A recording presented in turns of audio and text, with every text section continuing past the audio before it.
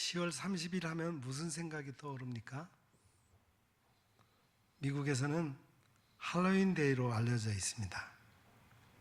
요즘에 우리 한국에도 이 할로윈 데이 문화가 퍼져서 백화점마다 아이들을 대상으로 각종 행사를 거행한다고 합니다.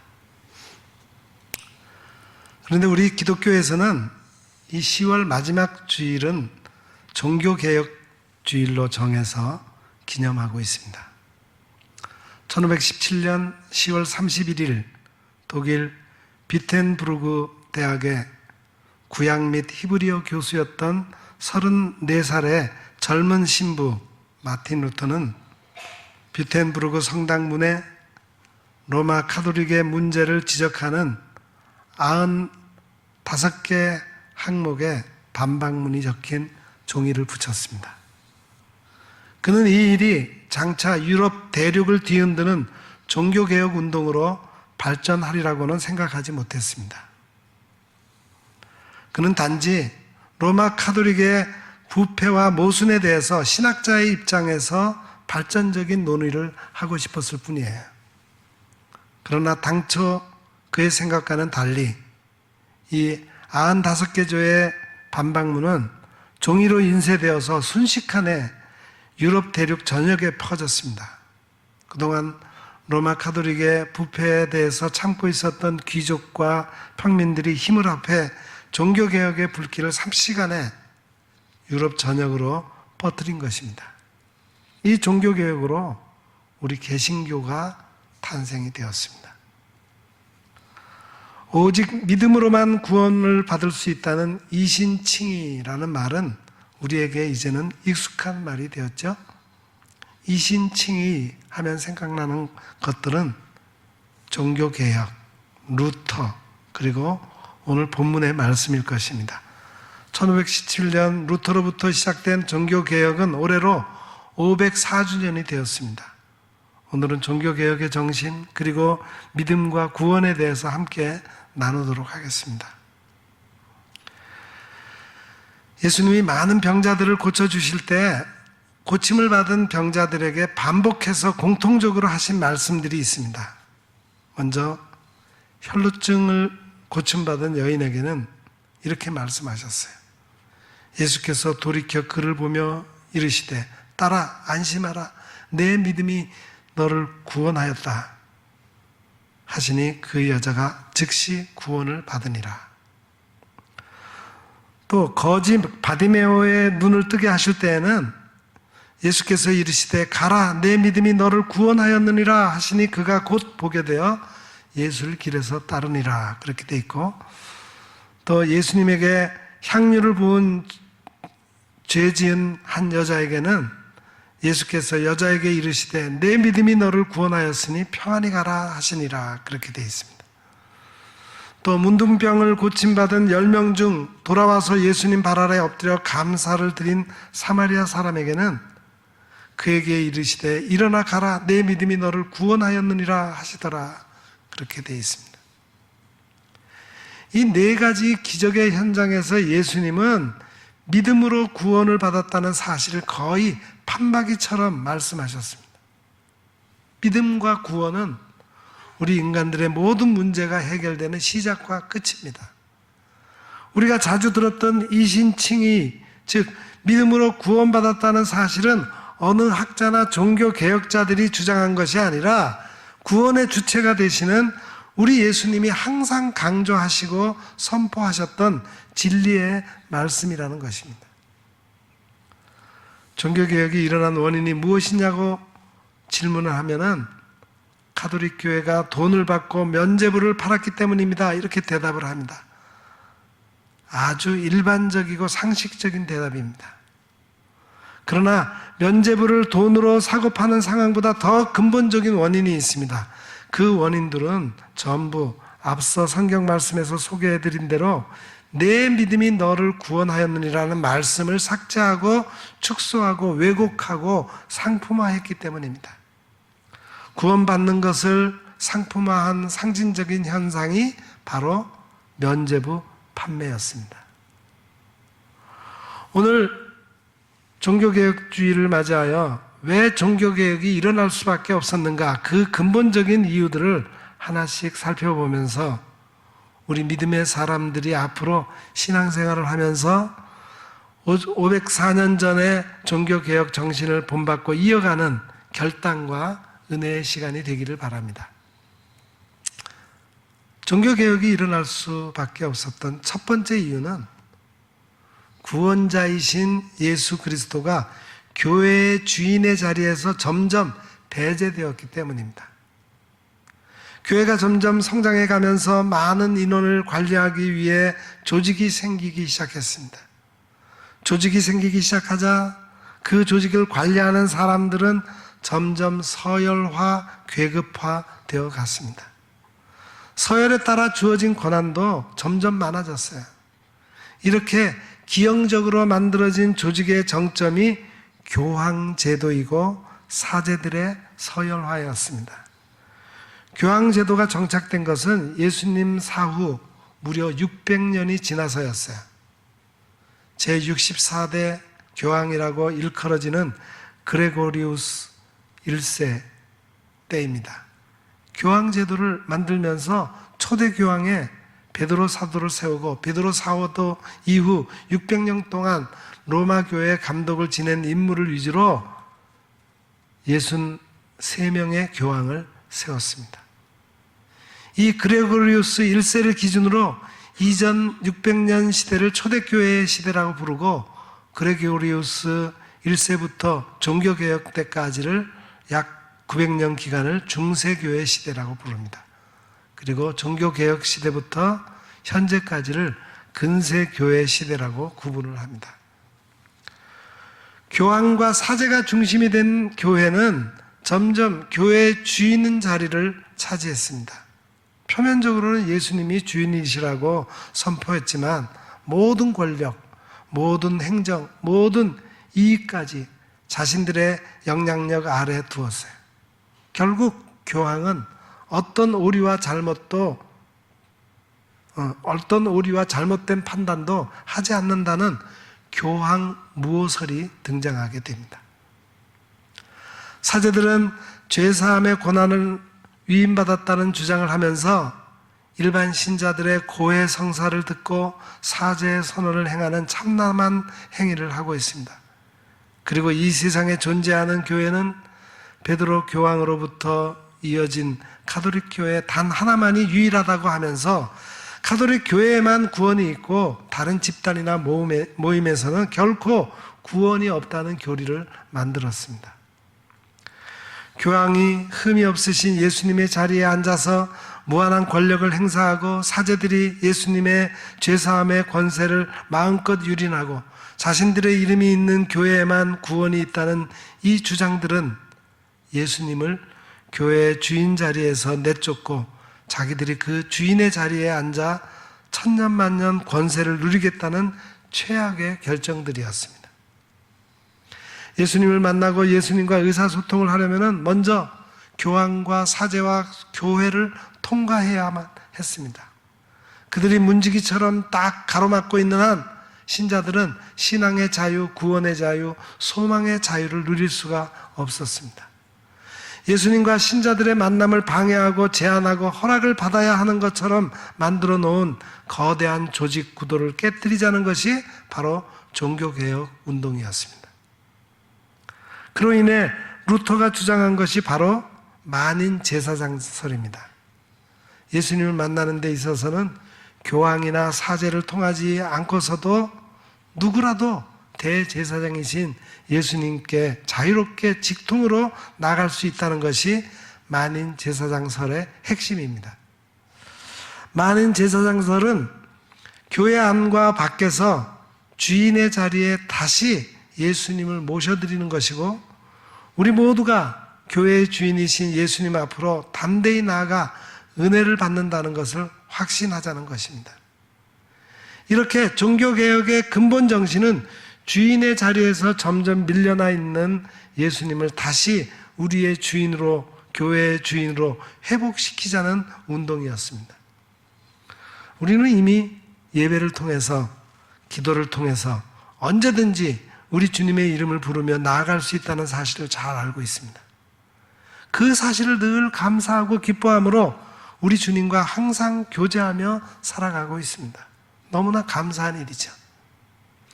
종교개혁으로 인해 많은 제사장의 신분을 회복한 우리가 정말 주의하며 살아가야 할 것은 제사장 신분에 걸맞는 구별된 몸과 마음가짐과 거룩한 선택과 책임 있는 행동, 그리고 담대히 주님께 나아가는 반복적인 습관으로 살아가야 한다는 것입니다. 그런데 우리는 솔직하게 잘못하고 있습니다. 종교개혁 운동이 일어난 지 무려 504년이 지났고 교황과 사제, 가톨릭 교회는 우리를 더 이상 방해하지 못하지만, 그런데도 여전히 나는 제사장이 아닌 것처럼 우리 주님을 주인의 자리에 모시지 못하고 살아가는 시간이 많이 있습니다. 소중한 시간을 허비하고 있습니다. 다 함께 반성하고 돌이켜야 합니다. 우리는 예수님을 주인으로 모시는 거룩한 제사장임을 잊지 마십시오. 몸을 씻고 복장을 갖추고 속죄제물을 드리고 두렵고 떨리는 마음으로 하나님께 나아갔던 그 제사장들의 모습이 바로 오늘날 우리의 모습이 되어야 합니다.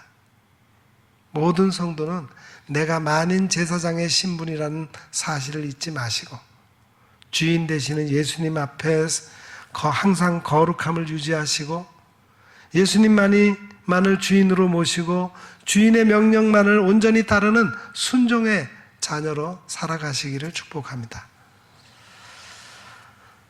종교개혁이 일어날 수밖에 없었던 두 번째 이유는 성경만이 유일한 진리의 말씀이며 성경만이 최고의 권위를 지니고 있다는 사실을 가르쳐주지 않았기 때문입니다. 종교개혁 당시 가톨릭 교회는 라틴어로 된 성경만을 사용했습니다. 사제들만이 성경을 소유하고 사제들만이 성경을 낭독하고 사제들만이 성경을 해석해 주었습니다. 일반인들은 성경 자체에 접근하지도 못할 뿐더러 성경을 준다 하더라도 라틴어를 알지 못하기 때문에 성경 내용을 알 수가 없었어요. 이러한 환경이었기 때문에 교황의 교지나 사제의 설교만이 일반 신자들이 성경 말씀에 대해 알 수 있는 유일한 정보였습니다. 성경 말씀에 근거하지 못한 가톨릭 교회는 오직 믿음으로 구원받는다는 진리의 말씀을 다 은폐하고 돈으로 죄사함을 얻고 구원을 얻을 수 있다는 면죄부 판매를 하는 그런 지경에 이르렀던 겁니다. 종교개혁의 시작을 알린 루터의 95개 조 반박문 중에 52번째 항목을 보면은 이렇게 돼 있어요. 면죄의 증서를 통해서 구원의 희망을 갖는 것은 헛된 것이다. 비록 판매 위탁자가 아니 교황 자신이 그 증서에 대해서 자기 영혼으로 보증한다 하더라도 헛된 것이다. 그렇게 말하고 있습니다. 교황은 인간에 불과하기 때문에 그가 100번, 1000번 서명한 문서가 산더미처럼 쌓인다 하더라도 그것으로 인해 구원에 이르는 것은 불가능합니다. 루터는 로마서 1장 17절을 근거로 해서 오직 믿음으로만 구원받습니다. 이것은 나의 주장이 아니요 가톨릭을 공격하기 위해 만들어진 말도 아니요 우리가 믿고 따라야 할 영원한 진리의 말씀 안에 담겨있는 하나님의 말씀이기 때문입니다. 이보다 더 권위 있는 근거는 이 세상에 없습니다. 그렇게 선포했습니다. 마틴 루터는 이곳저곳에서 설교하면서 성경을 아는 평신도가 성경을 모르는 교황보다 훨씬 신령합니다. 오직 성경만이 우리의 궁극적 권위입니다. 성경이 다른 모든 것의 맨 앞에 자리하게 해야 합니다. 그리고 성경이 교회와 성도의 삶의 형태와 방향이 되어야 합니다. 우리는 하나님의 말씀만으로 충분한가에 대해서 분명하게 대답해야 합니다. 많은 교회가 성경이 하나님의 말씀이며 삶의 유일한 법칙이라고 하면서도 실제로는 성경을 무시하고 다른 것들을 앞세우고 있습니다. 이제는 성경으로 돌아가야 합니다. 자, 여러분 성경으로 돌아갑시다. 이렇게 강하게 주장했습니다. 성경 말씀이 교회의 기둥이 되고 모든 신자들의 삶의 지표가 될 때 우리의 구원은 반석 위에 세워진 집같이 견고하게 될 것입니다. 하지만 성경 말씀이 권위를 잃어버리고 성경 대신에 사람의 말이 앞세워지고 세상의 논리와 비진리의 믿음의 주도권을 빼앗기게 되면 우리의 구원은 위태롭게 됩니다. 지금 시대는 성경 말씀이 홍수를 이루고 있는 시대입니다. 지난 50년간 성경은 전 세계적으로 약 40억 권 이상이 판매되었다고 합니다. 말씀을 선포하는 설교는 온 오프라인에서 셀 수 없을 만큼 쏟아지고 있어요. 성경 관련 연구 도서와 신앙 도서도 수없이 발행되고 있습니다. 성경 말씀은 우리와 아주 가깝고 밀접하게 연결되어 있습니다. 그렇다면 이렇게 성경 말씀에 관한 좋은 환경에 있는 우리의 믿음은 루터의 시대보다 더 강력해지고 견고해졌을까요? 2017년 성도들의 성경 읽기 정도의 설문조사를 보면은 매일 읽는다 20%, 일주일에 한두 번 읽는다 20%, 일주일에 한 번 미만이나 거의 읽지 않는다 60%였습니다. 성경을 잘 읽지 못하는 이유들로는 의지가 약해서 40%, 습관이 안 돼서 30%, 삶이 너무 바빠서 30%였습니다. 자이든 타이든 신자들이 성경을 가까이 하는 시간이 점점 줄어들고 있습니다. 신앙생활 오래되지 않은 젊은 세대나 청년들을 기준으로 하면은 이 통계 수치는 더욱 내려갈 것입니다. 루터의 시대에는 교회법과 조직의 권위에 의해 강압적으로 말씀이 차단되었지만 이 시대에는 자발적인 연약함에 의해서 말씀을 스스로 포기하는 상황입니다. 정말 말씀으로 돌아가자는 제2의 종교개혁 운동 같은 강한 충격요법이 절실한 시대입니다. 루터는 교황과 카톨릭 교회를 공격한 것과 루터 자신이 지은 책을 파기하고 자신의 주적을 철회하면 용서해 주겠다는 제안을 받게 됩니다. 거부하면 파문당하고 죽을 수도 있었습니다. 그는 황제 앞에 서서 단호하게 말합니다. 나는 말씀 안에서 진리를 깨닫고 복음의 정수를 발견했는데 내가 어찌 감히 하나님의 말씀을 거역할 수 있겠는가? 내가 여기 있다. 하나님 앞에, 말씀 앞에 내가 있다. 나는 다른 일을 할 수 없다. 하나님 나를 도와주소서. 죽음과 맞서는 절규의 소리를 내었습니다. 내가 여기 있습니다. Here I stand 라고 외쳤던 루터의 단호함이 바로 성경 말씀만이 줄 수 있는 강력한 능력의 외침이었고 종교개혁의 살아있는 역사가 된 것입니다. 저도 말씀을 많이 강조하면서 이런 말씀을 드린 적이 있습니다. 예수님께서는 믿음이라고 하는 씨앗을 우리에게 선물로 주셨고 우리는 말씀을 먹고 마시고 자라나야 그리스도에게까지 자라나는 장성한 분량의 구원받은 신자가 될 수 있습니다. 말씀 없이는 믿음도 없고 말씀 없이는 성장도 없고 말씀 없이는 구원을 이루어가는 것은 절대로 불가능한 일입니다. 말씀만이 나를 예수님 안에서 강건하고 자유롭게 할 수 있습니다. 오직 믿음으로 구원받는다는 종교개혁의 화두는 100% 성경 말씀에서 추출된 결론입니다. 우리가 말씀을 가까이 하고 말씀으로부터 믿음의 확신을 배우고 말씀으로부터 구원 영생으로 나아가는 진리의 길을 발견하는 일을 쉬지 말아야 하는 것은 다시 종교개혁 이전에 참담한 상황으로 돌아가지 않기 위한 것입니다. 모든 성도는 성경만이 진리이고 성경만이 내 인생의 등불이고 성경만이 내 구원을 이루어가는 최고의 영양제라는 사실을 기억하시고 말씀 안에서 오직 예수, 오직 믿음, 오직 구원의 보화를 발견하시고 취하시는 믿음의 자녀들이 되시기를 주님의 이름으로 축원합니다. 종교개혁이 일어날 수밖에 없었던 세 번째 이유는 신자들이 구원받았다는 사실에만 안주하게 하여 더 더 이상 진정한 회개의 삶을 살아가지 않도록 인도하지 않았기 때문입니다. 루터의 종교개혁은 로마 카톨릭의 불법과 불의에 항거하는 행위였지만 그것보다 더 중요한 것은 신자 개개인의 회개 행위를 촉구하는 신앙 각성 운동이었음을 알아야 합니다. 루터의 95개조 반박문이 시작되는 첫 번째부터 네 번째 한 가지를 읽어드리겠습니다.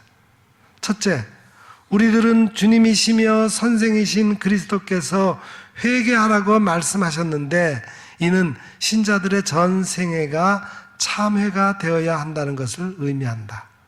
둘째, 이 말씀은 고해성사, 즉 사제들이 집행함으로 시행되는 죄의 자복과 사면으로 이해되어서는 안 된다. 셋째, 그러나 이 말씀은 다만 내적인 회개만을 뜻하는 것은 아니다. 그럴 수도 없다. 그 같은 심적 회개가 육체의 여러 가지 정욕을 외적으로 죽이지 못한다면 그런 회개는 무가치한 것이다. 넷째, 따라서 참된 심적 참회란 사람이 자기 자신을 미워하는 것이니 이것은 우리가 천국에 들어갈 때까지 지속할 것이다. 이 네 항목을 한마디로 말하면 회개하라. 입으로만 회개하지 말고 내적 감동에 의해 회개를 했으면 외적인 행위까지 철저하게 죽여야 한다. 그것이 진정한 회개라는 뜻입니다. 루터는 누구의 잘못을 따지기 전에 나부터 회개하자는 그런 운동을 선포했습니다. 회개하는 것이 신앙의 근본으로 돌아가는 최고의 지름길임을 루터는 호소했던 겁니다. 종교개혁자들은 근본으로 돌아가자라고 외쳤고 종교개혁의 5대 정신을 일컬어 오직 성경, 솔라 스크립투라, 오직 그리스도, 솔루스 크리스투스, 오직 믿음, 솔라 피데, 오직 은혜, 솔라 그라티아, 오직 하나님께 영광, 솔리데오 그로리아 이렇게 정의를 합니다. 루터와 같이 시대의 흐름을 일거에 반전시키는 것이 개혁이라고 불려지지만 일반 성도들은 아주 단순하면서도 강력한 개혁의 성과를 거둘 수 있습니다. 그 개혁의 방법이 바로 회개인 것입니다. 우리는 거창한 개혁 정신을 다 이해하지 못해도 상관이 없어요. 개혁 정신을 무시하자는 것이 아닙니다. 가장 기초적인 신앙의 본질인 회개하고 모든 만물의 근본이 되시는 하나님께로 돌아가는 것, 이것 하나에만 집중하여 성공에 이르면 사실상 모든 개혁은 다 이루어진 것이나 다름이 없습니다. 회개하고 하나님께로 돌아가는 것이 성도의 가장 기본적인 삶이 된다면 자연스럽게 믿음은 견고해지고 좌고우면하지 않고 오직 구원과 영생의 길로만 거침없이 나아가게 될 것입니다. 내가 먼저 회개하면 가족이 믿음으로 하나가 되고, 목회자가 먼저 회개하면 성도들이 믿음으로 하나가 되고, 교회가 먼저 회개하면 사회와 국가가 믿음으로 하나가 될 수 있습니다. 저부터 더욱 회개에 힘쓰겠습니다. 모두 동참해 주셔서 근본으로 돌아가게 되는 은혜가 충만하게 임하게 되기를 바랍니다. 종교개혁은 예수님을 주인으로 모셔드리자는 운동이었고, 말씀으로 근본으로 돌아가자는 운동이었고, 회개에 힘쓰자는 운동이었습니다. 사실 이것은 개혁을 내세워까지 부르짖어야 하는 것들이 아니라 그리스도인이라면 평소에 당연히 해야만 하는 일들입니다. 종교개혁 504년이 지난 이 시대에 우리는 다시 한번 믿음의 각성을 결단해야 합니다. 종교개혁 운동의 정신으로 새롭게 무장하고 다시 회복으로 나아가고자 하는 것이 이 땅의 모든 교회들과 신자들의 절실함이 되어야 합니다. 우리 모든 성도들 각자가 새롭게 결단하시고 실행하심으로 오직 믿음으로 구원, 영생, 소망의 길로 당당하게 나아가는 굳건한 믿음의 자녀들이 다 되시기를 주님의 이름으로 간절히 축원합니다. 네, 기도하시겠습니다. 하나님 아버지, 오직 믿음으로 구원을 받는다는 종교개혁의 정신이 우리 모두에게 한국교회 위에 충만하게 임하여 근본 되시는 하나님께로 돌아가기에 힘쓰는 믿음의 자녀들 되게 하여 주옵소서. 믿음으로 구원에 이르도록 인도하여 주시는 우리 주 예수 그리스도의 이름으로 기도하옵나이다. 아멘.